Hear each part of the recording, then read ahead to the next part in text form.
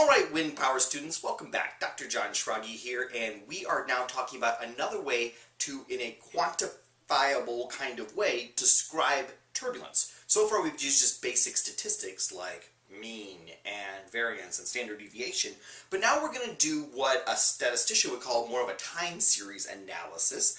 And in order to do that, I wanted to talk a little bit about sine waves first, because our wind, when we take observations of it, there's going to be kind of a wiggliness to the wind, which maybe kind of looks at least a little bit like a sine wave. So let's talk about what a graph of a sine wave looks like, just to make some terminology that we need here. One term that I want you to know is this idea of amplitude. The amplitude of a sine wave is the distance from the middle to the peak of either a trough or a maximum or a minimum in the sine wave. So like in this case, the amplitude of the sine wave is 4. In other words, it spans from -4 to 4 when I graph this sine wave. Another piece of terminology that I want you to know is the period. The period is the distance, it takes from like one crest of the sine wave to the next crest of the sine wave, or from one minimum to the next minimum, or whatever. In this case, on this particular graph here, I had it so it has a period of 2 seconds. Or, yes, I guess it was seconds, the time is 0. That being said, I also want you to understand that there's an idea here of the frequency. Now, the little, that is like how many cycles it gets through in 1 second. So in this case here, the frequency is a half of 0.5 hertz, or 0.5 cycles per second. This is a tiny bit different than our definition of frequency that we had like in Brunt-Väisälä frequency, where it was radians per second, but the basic idea is still pretty solid here, and period and frequency are closely related to each other. So I could take this sine wave that I have there, and I could actually show you the equation that I used in Excel to make that graph. It is related to the frequency and the amplitude that we have had so far. And you can see that that graph that I drew there was y of t was equal to our amplitude 4 times the sine of our frequency 0.5 times 2 pi times t. Okay, 2 pi as in the full way around a sine wave times t. So you can see how the graph of this curve depended on its amplitude and its frequency. Alright, that's not such a hard thing to picture here, and we could do it for very different looking sine waves, like this one here, which has an amplitude of 8 and a frequency of 1. We get through 1 full cycle every second, and the amplitude is 8. In other words, from the maximum to the minimum, it's 2 times 8, or 16. Okay, I can kind of see how that is going to be a way of describing. Now, a cool thing about these sine waves is that we can just use that amplitude and that frequency as a way to tell us how to draw the graph. I mean, like I've now plotted on the left-hand side there a graph where I've got frequency on the x-axis and I have amplitude on the y-axis. And what I want you to notice here is it just takes that one spot right there at a frequency of 1 and an amplitude of 8 to tell us everything we need to know in order to draw the graph on the right. As long as we know that what we're trying to draw here is a sine wave, that one spot on that graph right there on the left tells us everything that we need to know in order to make that graph on the right. That's pretty slick. And in fact, we could even do that if, like, for example, the wave, the function that we're drawing, isn't just a single sine wave, but is like a composite, a sum of multiple sine wave terms. For example, if my actual equation that I was drawing is down there in that white box, where it's 4 times the sine of 0.5 times 2 pi t plus 8 times sine of 1 times 2 pi t, the way that equation is right there, well, you get a pretty complicated looking function over there on the right. The actual composite function looks pretty interesting, but actually everything we needed to know in order to draw the function on the right comes to us from that little graph on the left, because that little graph on the left plots the two terms that go into that equation. There is one spot there at a value of 0.5 on the frequency axis and 4 on the amplitude axis. And the other point is at 1 on the frequency axis and 8 on the amplitude axis. And as long as we had those two terms, we have everything we need to know in order to draw that function on the right. This is going to be useful when we are trying to describe turbulence, as you're going to see. We're going to be able to make a simple little graph like the one on the left to tell us everything we need to know about a complicated function on the right. This turned out to be really useful because, like, I could make very different looking graphs with very similar looking equations. I mean, if you take a look at the graph on the top versus the ones on the bottom here, all I did here is swap around some of the coefficients in front of these terms here, and I got two very, very different looking time series on the right. The one on the right has a fairly gentle low frequency oscillation in it with little wiggles in it, and the other one has a very high frequency oscillation in it that is gently being modulated over a period of seconds. The only difference between those two equations is the coefficients in front of those sine terms. In one, well, actually, let's just look at the graphs on the left. All I did is change the values of those coefficients, and I got two very different amplitudes for the different sine waves that made them have very different appearances. And for that matter, if I took a look at them here, I could see that actually if I computed the variance of those curves on the right, the two variances would actually be quite similar, despite the fact that these two curves on the right have very different properties. Clearly, if the wind observations look like the one up there on the top, that would be where the wind was slowly changing, which is little wiggles around it. The wind is obviously doing something very different than the wind on the bottom, where there's these huge variations from second to second, or even on timescales less than a second, with a slower modulation of the whole thing. Clearly, this is telling us something important. The variance is not giving us the information we need to see that these two things are quite different. So what we're going to need to do is think about what that graph on the left-hand side can tell us. Because the more spots I put on that graph, the more terms I'm adding to my sum of a bunch of sine wave terms, the more complicated I can get these functions to get. Again, that little graph on the left, with now 1, 2, 3, 4 dots on there, is telling us everything I needed to know to produce that diagram on the right. The diagram on the right there is just the sum of the terms. I have the equation down there in white at the bottom, in that white box. But it's just each of those four terms defined by those 4 points on the graph, where the location on the graph tells us the frequency and the amplitude of the sine wave.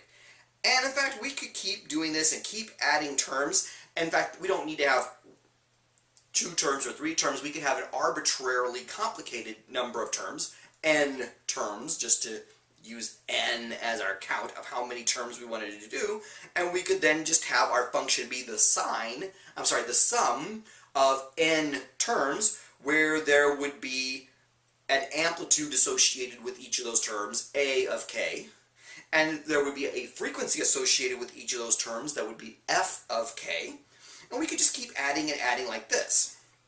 We could keep adding and adding more of those terms onto that little graph on the left. Now, in practice, the way I drew that graph on the left is kind of a pain in the butt. In practice, too many of the points are going to be too far to the left on the axis. It turns out to be much better to plot it on semilog graph paper, where now the x-axis is logarithmic and the y-axis is linear. But those two graphs there, the one in green and the one in red, are the same. They're the same data, just the one on the right is plotted on a semilog piece of graph paper. But that tends to be like, when you see graphs like this in your textbook, they're always going to be done with a log scale like that. So let's just switch to that idea. So once again, that graph on the left, now admittedly plotted on a semilog piece of graph paper there, is telling us everything you needed to know to make that really complicated little function over there on the right. And it's just a sum of an arbitrary number of terms, in this case n is equal to 4, but each of those terms, the coefficients, just are the points we picked off of that diagram right there. Now, I've done it so far like it's just the sum of a bunch of sine waves. In practice, we could also have a set of coefficients associated with cosine waves as well. We're going to keep the math a little simpler here by not doing that, but it turns out you can make even more complicated functions if there's both sines and cosines here and here. But the point is, I could make an arbitrarily large number of these terms, n, in my Excel spreadsheet. Like in this case, I think there was like 13 or something like that. And I picked a bunch of frequencies and a bunch of amplitudes associated with each of those n terms, and I can get an arbitrarily complicated looking function. Use enough of these sine and cosine waves, and I could make it look like dang near anything. which is really amazing.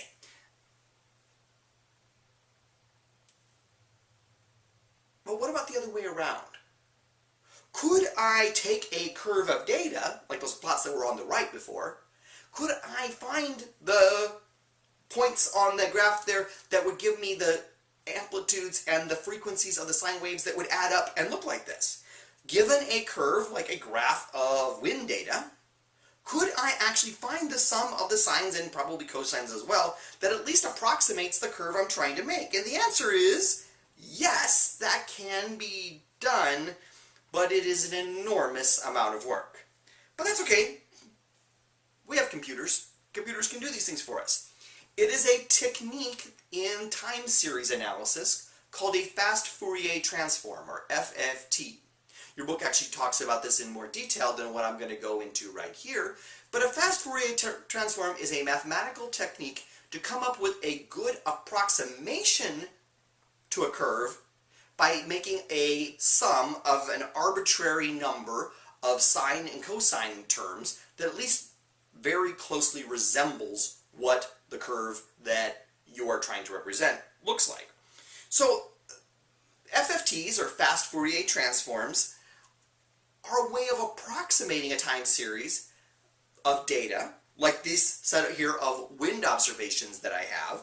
Okay, this is a few hours of data. This actually comes from that Landberg data set that is in your textbook. Boy, that's kind of a weird, ugly graph there. But it turns out, with enough terms of sines waves, you can actually make a graph that looks basically exactly like that. In fact, the more and more terms, the bigger n and n gets, the closer your sum of sine and cosine waves is to the real curve.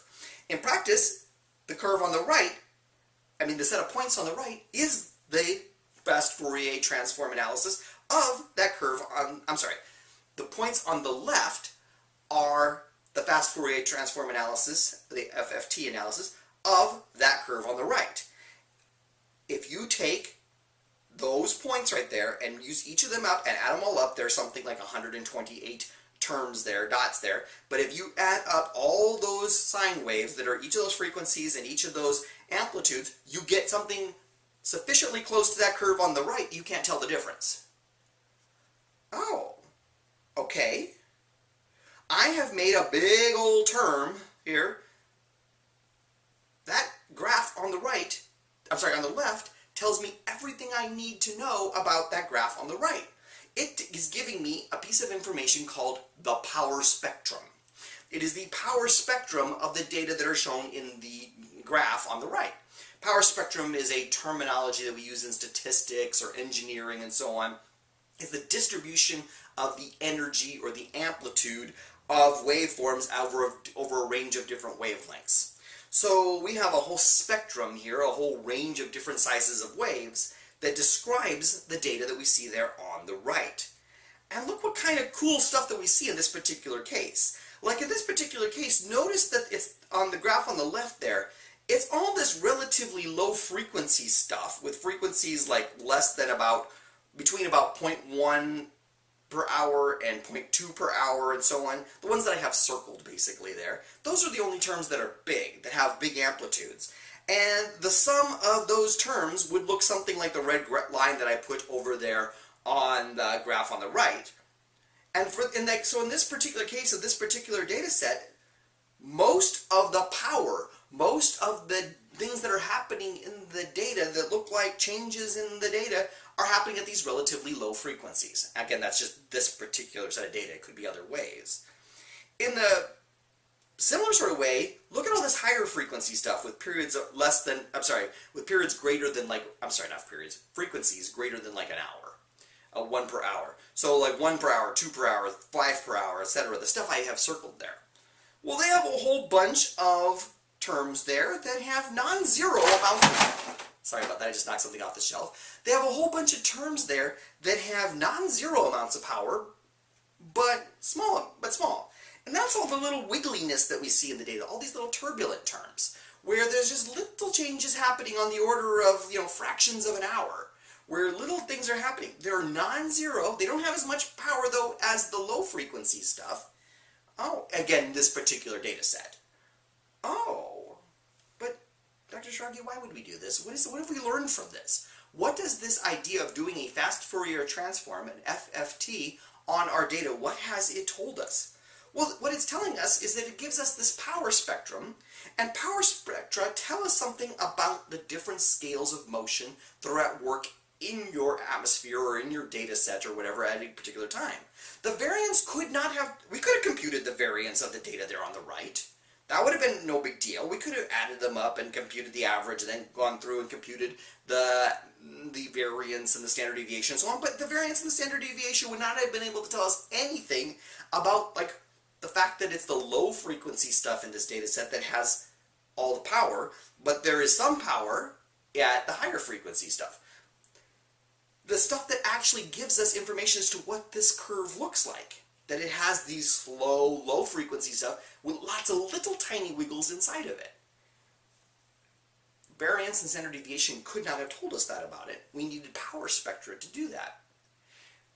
Well, remember, real turbulence in the atmosphere is made up of lots of different sizes of eddies. And if you have some kind of instrument measuring the winds every second or every fraction of a second or whatever, you're going to be seeing low frequency changes as big eddies go by and high frequency changes as little eddies go by. And it won't be until you can take that data and do a fast Fourier transform on it using a computer program, because doing it by hand is a pain in the butt, that you're finally going to be able to see what scales of motion are important. Now, what your book does, I don't remember, this is figure 6.9 apparently in your textbook, but it gives you some examples of power spectra of wind at various field experiments and different ideas. And what I want you to see is that the power spectra from these experiments looks a lot smoother than the one I got just from that little sample of data. Real power spectra tend to be really smooth, which means that there's, to use the right terminology from turbulence theory, there's a lot of order to turbulence. You don't have a lot of turbulence at one size of eddy and then almost no turbulence at another size of eddy, and then a smaller eddy has a whole bunch of power. It doesn't work that way. Turbulence has a nice structure to it where you get more and more power up until a certain size or a certain frequency, and then less and less power as you get to higher frequency stuff. There's a lot of structure to the power spectrum of turbulence at any given time. This is a powerful tool when working with a time series of data, and it can be hard to visualize just based on the notions of like, oh, this is a power spectrum of wind or something like that. Let's talk about this in something that you would have more experience probably in your day-to-day life with, and that is music. If you play music on whatever device or whatever, odds are there's different visualizations you can use, or maybe you actually have a stereo where there's like little LED lights that show you the work as a so-called graphic equalizer, where you can actually visualize what the sound waves are doing at different frequencies. That's a fast Fourier transform. Let me show you what that is actually doing here. As undoubtedly you know, because you're a survivor of physics courses at various levels of your education, you of course know that sound exists in the form of various complex waves of pressure in the air. If you measure the pressure, like a microphone is doing, the condenser in a microphone is doing, you get a very complicated looking wave that is describing all the different information that is coming in the form of sound. There's low frequency waves, there's high frequency waves, some have a lot of amplitude, some have small amplitude, and so on. That, you could think of that as being like a time series of the wind from an anemometer or from something like that, but in this case, because we're talking about sound, it's the pressure as these little pressure waves are going by. Well, when you actually play the music on your electronic device, you can get anyway, if you have the right visualizer and things like that, visualization installed and so on, you can get like a graphic equalizer type output like this, where the audio equipment has done a fast Fourier transform on the audio that you are listening to. And you can see, for example, on this graph here, the x-axis is actually, it's actually frequency in hertz, going from 32 hertz all the way up to 16,000 hertz. And the y-axis is amplitude, which in the context of sound is measured in decibels. And you can see that the fast Fourier transform has decided for this particular piece of music that somebody is listening to right now, that there's a certain amount of power or amplitude at 32 hertz, at 63 hertz, at 125 hertz, at 250 hertz, or whatever. Lots of different amounts of power at different hertz, at different frequencies. And the graph would look different depending on the music you're listening to.